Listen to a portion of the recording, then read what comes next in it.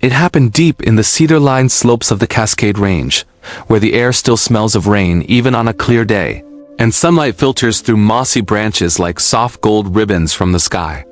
I hadn't set out to find anything unusual that morning. My goal had been simple. Hike the creek loop, take a few photographs of the early spring blossoms, and be back at my cabin before the mountain twilight set in. But fate, as I would learn, has a habit of ignoring our itineraries.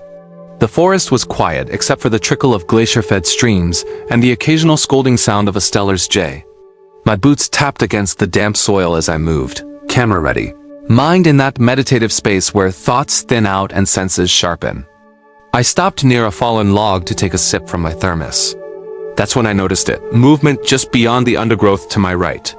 At first, I thought it was just a marmot or perhaps a deer nosing for tender shoots. But then a small, distinctly upright figure stepped into a patch of dappled sunlight. Its fur was a rich chestnut brown, and it couldn't have been more than 3 feet tall. It stood there, peering at me with bright, deep-set eyes that held the kind of curious intelligence you rarely see outside of human children. My chest tightened with disbelief. Every story, every grainy photo or half-credible witness account I'd read over the years about Bigfoot, this was the moment they all rushed back at once.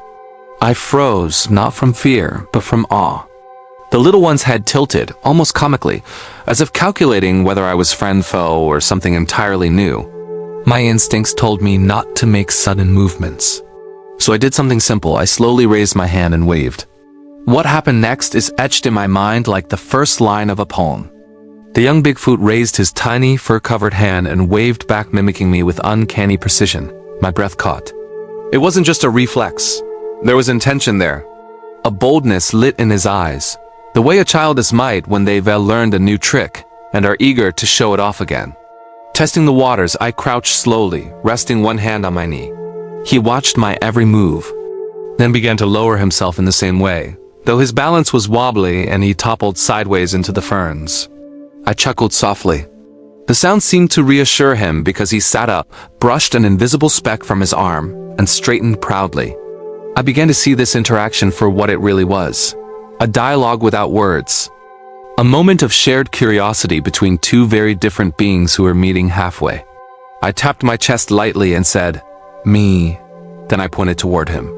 He didn't understand the words, at least I don't think he did, but he tapped his own chest in almost the same way.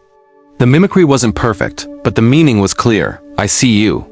Somewhere in the back of my mind, I understood that this could all vanish in an instant, that the mother or a larger member of his kind might appear at any moment, and my fragile bridge into his world could collapse. But I couldn't let that possibility outweigh the wonder of the present. I picked up a small stick and traced a curve in the dirt. He looked at the mark, then shuffled toward another stick, grasped it in both hands, and drew his own line, short and crooked, but a line nonetheless. I smiled so hard my cheeks ached. There was something profoundly humbling about that exchange. Here was a creature most people dismiss as myth, not only real, but demonstrating one of the most relatable human traits, learning through imitation. And in that forest clearing, it didn't matter that we were from different worlds. The motives were simple: connection, play, understanding. The sunlight began to shift, and I knew I couldn't linger much longer. The wind carried with it a fainter, deeper rustle from farther up the ridge, one that made the infant stiffen slightly and glance over his shoulder. Instinctively, I understood. Someone was coming for him. He turned back to me.